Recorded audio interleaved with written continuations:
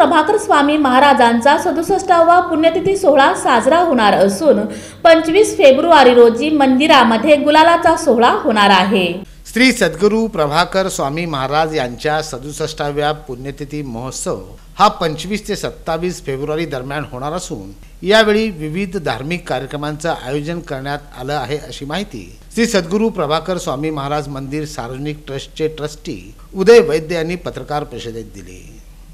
25 February रोजी रात्री 9 ते 10:30 यामध्ये सांप्रदायिक भजन होईल, तर रात्री बरोबर 10:45 गुलालाचा कार्यक्रम होणार आहे।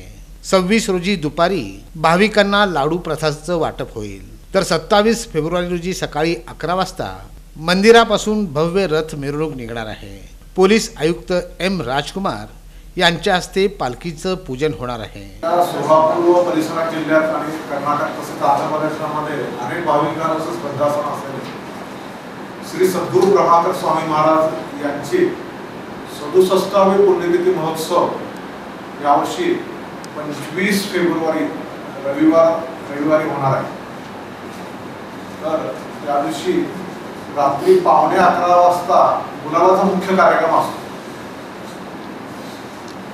तर या कार्यक्रमासाठी कर्नाटक, आंध्र प्रदेश अशा परिसरातून भाविक येत असतात। आपल्या या महोत्सवाची जी सुरुवात झालेली आहे ती गुरुगीता पारायण व महाराजांच्या चरित्र वाचनाने या कार्यक्रमाची सुरुवात झालेली आहे।